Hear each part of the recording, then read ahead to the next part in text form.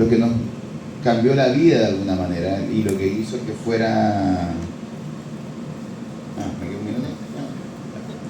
Lo que hizo que fuera una revolución para nosotros en un minuto fue lo siguiente. Resulta que el año 96, después de haber hecho un primer intento en una fiesta al aire libre en el Parque Forestal, se nos ocurrió hacer una segunda fiesta el año siguiente, y esta vez teníamos volantes que habíamos hecho invitando a la gente. Muy ingenuamente repartimos 10.000 volantes pensando que podía llegar a alguien, y llegaron 3.000 personas. Eso fue el año 96, una fiesta en la calle que produjo bastante como apertura de mente, porque era usar el espacio público que estaba castigado, digamos. Siempre en Chile se ha castigado usar el espacio público porque siempre está este mito, ¿no? Este miedo fáctico de que la gente se va a portar mal, de que van a romper las cosas, en fin.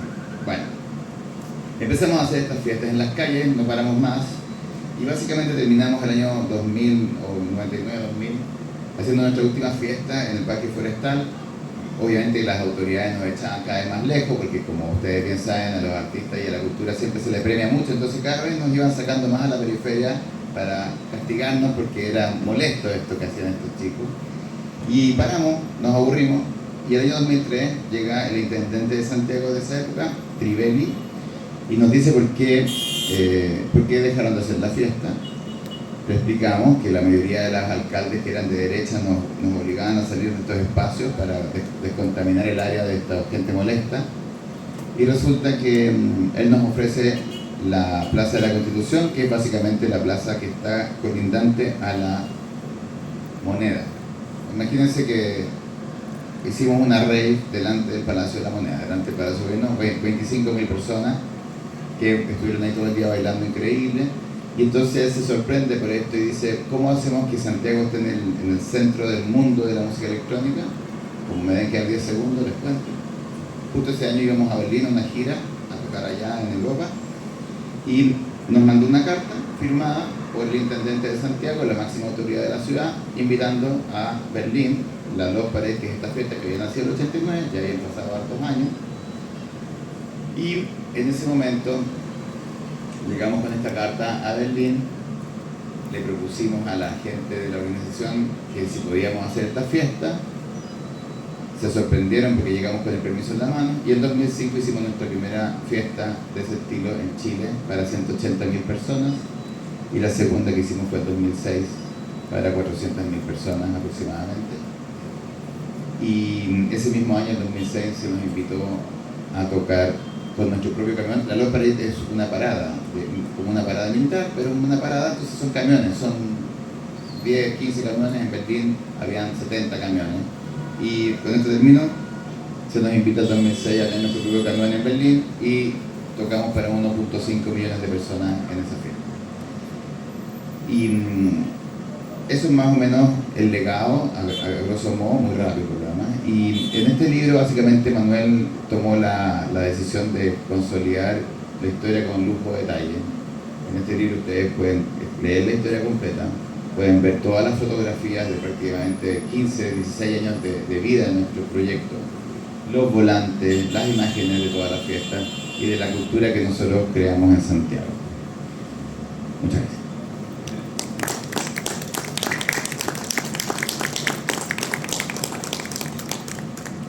Hola, buenas noches, yo soy Pablo, soy el traductor, entonces ahora voy a traducir todo lo que dijo Cicuta del chileno al peruano, para que todos entendamos. Cuando conocí el año pasado a Capitán Cianuro, me comentó sobre este libro, me contó un poco más o menos de lo que experimentó en estos años de los 94, 95, hasta los 2000. Después, como comentó Cicuta, que retomaron en el 2005 para hacer una fiesta igual de inmensa que las anteriores, o incluso más. Me pareció una historia interesante porque yo no viví en esta época, y mucho menos en Chile. Yo soy de Perú. Conozco la música electrónica, pero no de la manera en que ellos la experimentaron. que fue de una manera mucho más rebelde, en un lugar donde no se difundía mucho por parte del público en general hacer este tipo de fiestas. Entonces me inspiraron mucho en el hecho de que ellos tuvieron las ganas de hacer arte a través de la música electrónica, organizando este tipo de eventos. Las raves, que son, como dijo, un tipo de concierto en la calle, los que iban jóvenes de toda clase, diferentes lugares, culturas, con diferentes gustos además, y que se vestían de maneras únicas.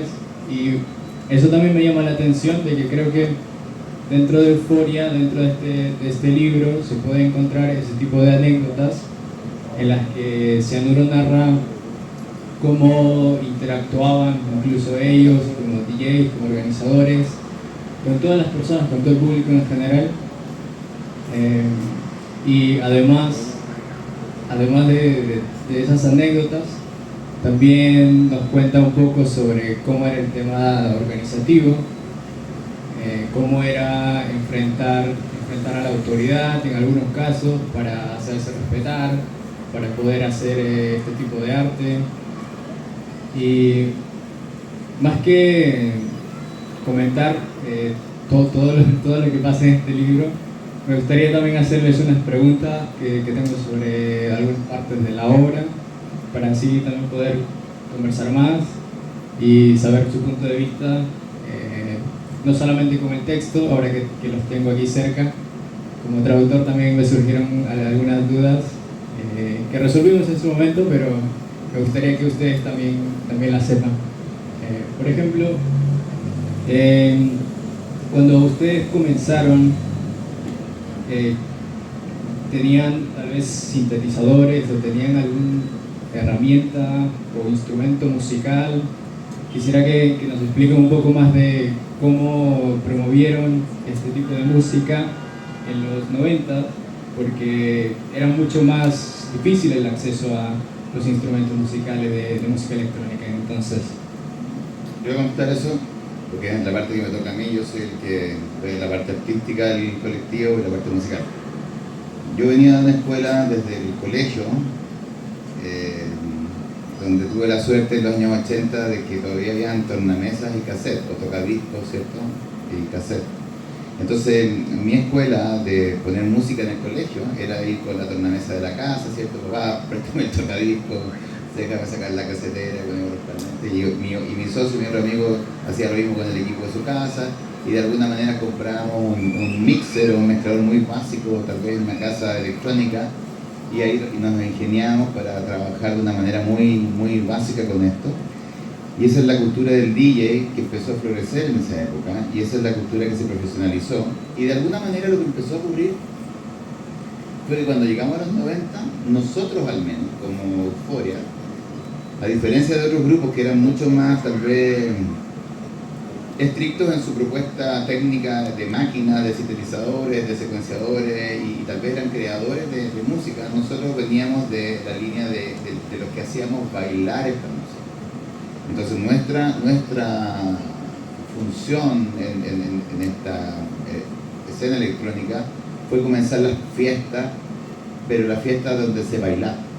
Porque también había muchos eventos donde la gente iba y se sentaba y escuchaba a un tipo que tenía sus máquinas, o hacía un esfuerzo por moverse dentro de una situación que no estaba como considerada para bailar, tal vez era un concierto.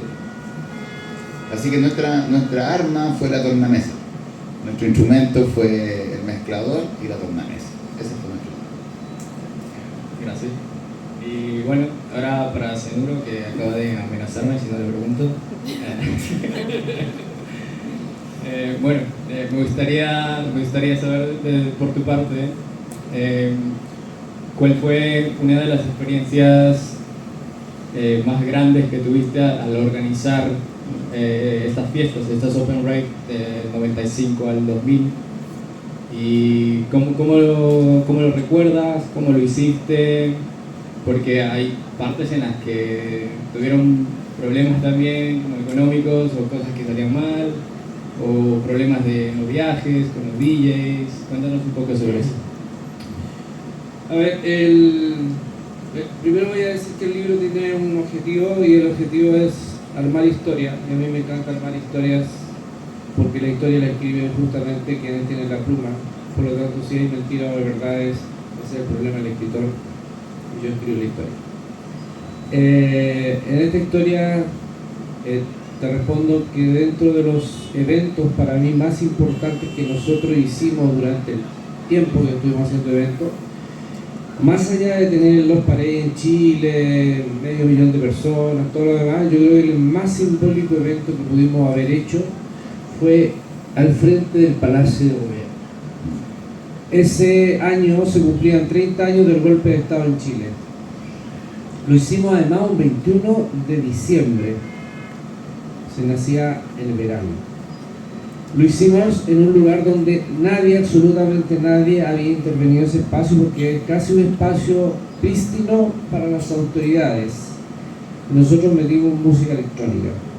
Nosotros recordamos que en ese lugar se bombardeó y nosotros lo bombardeamos con buena onda, música, diversidad, todo lo que ustedes se pueden imaginar, porque fueron horas de gente que entraba y salía y se generó una gran noticia de que en los lugares que más habían guardado la dictadura, que los protegía solamente para sus eventos fascistas, nosotros podíamos llegar ahí y hacer algo distinto.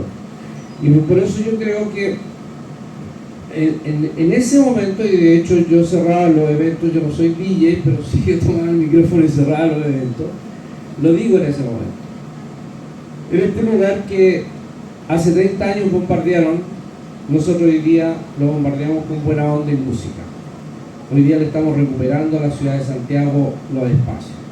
Y lo decimos, ustedes podrían ver los videos, porque cuando nos entrevistan decíamos, estos son los espacios que nos debemos ocupar y son de todos. Y cuando uno ocupa los espacios públicos, los transforman como el patio de su casa, y cuando tú los transformas en el patio de tu casa, los limpias, los mantienes. Más allá de eso, me parece interesante que uno recuerde también que todos los eventos que uno genera, gracias, va teniendo como jugar una ruleta, porque nunca me olvido que en el Los Parade 2006 tenemos un amigo que es el subdirector de la clínica alemana, que tengo mi misma edad. Me llamaron mucha gente por teléfono para felicitarme, tenía 500.000 de personas en las calles bailando durante 12 horas, y él me llamó por teléfono para felicitarme, pero entre medio para decirme, ya, pero ponte serio, sí, pues, haz algo que, déjate de hacer las fiestas, pues, si de fiestas no podéis vivir toda tu vida. Y siempre me quedó dando vuelta, y me queda dando vuelta hasta el día de hoy, que pareciera que el mundo de la entretención nace por sí solo. Y en el mundo de la entretención hay una industria. Hay mucha gente que trabaja. O sea, les voy a poner por ejemplo, nosotros tuvimos más de 1000 guardias de seguridad en todo el desplazamiento de los camiones de Los Parade. Eso significa que son 1000 personas que hay que pagarle. Por lo tanto, estamos generando un empleo que obviamente no es un empleo fijo, pero hay compañías, empresas que se dedican a ese tipo de oficio y uno los contrata. Hicimos una limpieza en todo lo que significa un perímetro de la Alameda de Santiago, que es enorme, y había que contratar empresas de limpieza. Entonces, al final, la entretención no es salir a la calle a bailar, pasémoslo bien y no nos hagamos responsables. Nos hicimos súper responsables en todos los momentos que hicimos fiestas. Es más, la responsabilidad de hacer una fiesta es mucho más grande de lo que uno se puede imaginar. Porque cuando hay un mal productor, puede pasar lo que pasó en Argentina, un Cromañón, que hubieron 100 y tantos jóvenes muertos en un incendio. Como estampillas humanas que uno tampoco las puede controlar. Entonces al final hay una responsabilidad de poder hacer eventos que tengan al final ciertas características que permitan que la gente no solamente lo pase bien, sino que se haga parte y responsable de su pasarlo bien. Yo quiero agregar algo. Lo que dice Manuel yo obviamente lo comparto, pero también quiero compartir con ustedes que él tiene que hacer acá una justificación económica y una eventual ganancia marginal de lo que significa hacer que la gente sonría, hacer que la gente baile, hacer que la gente se emocione, conecte. Nosotros metimos a 300.000, 400.000 personas en la calle que no se conocían. Gente de todos los barrios, gente de todos los estratos sociales, de distintos niveles culturales. Ese es el valor. Esa persona que lo llamó solo está viendo el costo, pero no el valor real de lo que significa que las personas se enamoren de la ciudad. Que esa misma calle por la que tú caminas todo el día para llegar a tu trabajo se transforme en la calle donde te enamoraste, donde volviste a creer que se puede ser feliz en tu ciudad. Eso, ¿cómo lo meto en la planilla Excel, ¿no? ¿Cómo le saco el cálculo a eso? Ese es el valor real de poder volver a hacer cultura con un beneficio social o espiritual. Nosotros hemos sido testigos de lo que les voy a contar ahora. A mí me ha pasado varias veces, yo creo que ya me han pasado más de 8 veces. Yo estoy en el metro de Santiago y de repente se acerca alguien que me ve y me dice, tú eres el DJ, ¿no? Seguro así, hola, oye, mira, vengo con mi familia, es mi señora, ella es mi hija mayor. Ah, bueno, fantástico, qué bonito, ¿no? Sí, ella nació la fiesta que ustedes hicieron en la calle. Ese día yo con mi mujer, que no estábamos todavía casados, lo pasamos tan bien y decidimos tener un hijo. O fue el día que ella fue concebida. Y les puedo jurar que me ha pasado unas 6 o 7 veces. Porque bueno, con 400.000 personas, unas 3 parejas que lo hayan hecho, pues más o menos, ¿no? Marginalmente. Pero eso no se puede pagar, ¿te fijas? Entonces, nosotros venimos todavía de un país muy duro, muy frío, muy calculador, donde todo el sistema público de transporte, incluso el metro de Santiago, se corta en las noches. ¿Por qué? Porque ¿cómo vamos a usar el metro para que la gente lo pase bien?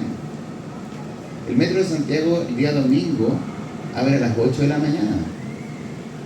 Entonces toda la gente que está autorizada para bailar hasta las 5 de la mañana, ¿cómo se va a su casa?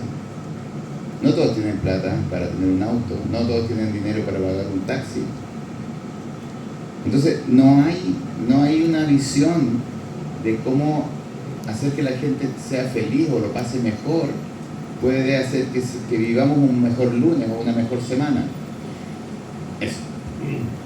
Bueno, yo quiero hacer un paréntesis porque Paulo, como lo conocí el año pasado, y creo que este personaje que está acá hizo un trabajo bastante plausible, porque no es llegar y traducir un libro, te demoraste como 4 meses, 5 meses. 4. Y además tiene la gracia que no va a subir Teleco, pero Jonah Guavia leyó el libro. Jonah Guavia es un ícono de la música electrónica a nivel mundial y que hace el prólogo, en fin. Y me dice, ¿sabes? Está súper bien traducido, por lo tanto te lo tengo que agradecer en público, porque además el libro nosotros lo podemos instalar en diferentes lugares. Yo estaba en varios puntos de Europa en este tiempo. Ahora voy a volver a Europa, a países de habla inglesa, y el libro va a tener ese resultado que yo quería que tuviera. O sea, no solamente quedarse en el mundo latino, porque la verdad, la escena electrónica, si bien nosotros la adoptamos, está muy involucrada en el mundo de, ya sea anglosajón o idiomas que no son propiamente tal el idioma español. Por lo tanto, es súper interesante y valoroso que hubiesen estado en este proyecto. Y bueno, y también, como por el tiempo, tengo que darle las gracias a la Feria Internacional del Libro, que una vez más, gracias a los libros más pequeños del mundo, puedo tener un espacio para poder presentar un libro. Quiero agradecer al embajador Oscar Fuentes, que nos está acompañando, que probablemente brille en su interior. Creo que venir a la Feria Internacional del Libro, yo creo que vengo hace más de 15 años, y he presentado 14 libros. 14 libros que los he presentado por diferentes posibilidades. Y aquí voy a hacer un paréntesis, porque está el embajador y se lo voy a decir. porque lo podemos compartir muchas veces. Cuesta un mundo al autoeditado llegar a esta feria internacional. Es impresionante que yo, para poder venir, siempre tengo que limonear un espacio en mi stand, siempre. Pero, obviamente yo soy porfiado y voy a seguir haciendo, pero soy autoeditado. No represento a ninguna editorial, nunca me voy a vender a Planeta, jamás me vendería al fascismo, nunca voy a estar con Random House, que son los que pueden poner plata acá, porque creo que no son los mejores representantes de la literatura, solamente son compradores de géneros para poder mantener una industria.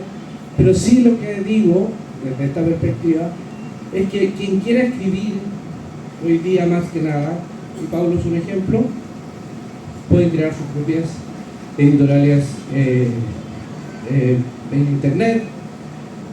Las ferias del libro van a seguir y van a crecer, y van a haber muchas ferias del libro, y yo creo que los autoeditados en algún momento van a tener su espacio como corresponde, y no tener que estar viendo cómo pasa la posibilidad de que te den inclusive una credencial que cuesta un mundo conseguirla, porque cuando tú no llegas a tiempo te dicen, bueno, búscatela como puedas. ¿Y por qué hago esta queja en esta feria internacional? Porque las ferias internacionales del libro son para recibir mensajes de libro, pero también para saber que en las ferias internacionales del libro, por lo general, cuando las inauguran, nunca sientan a un escritor. Siempre hay gente, el alcalde, el fulanito de tal. ¿Los escritores dónde están? No están. Cuando tú le dices al encargado de una feria, los escritores debieran ser tomados de otra manera, porque los libros están, pero el escritor también debiera estar mucho más penetrado en este tipo de ferias.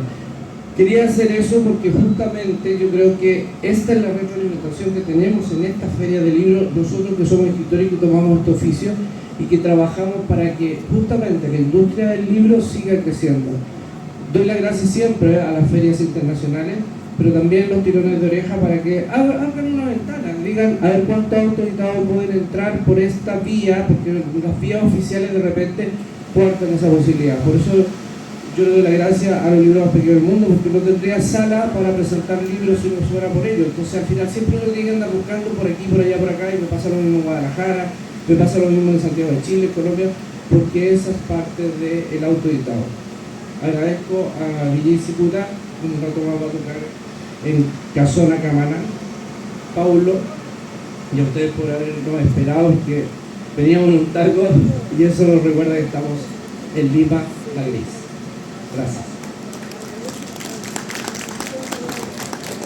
Estimados asistentes, de esta manera finalizamos el evento. Agradecemos a nuestros invitados que se interesen en escuchar la charla. Invitamos a los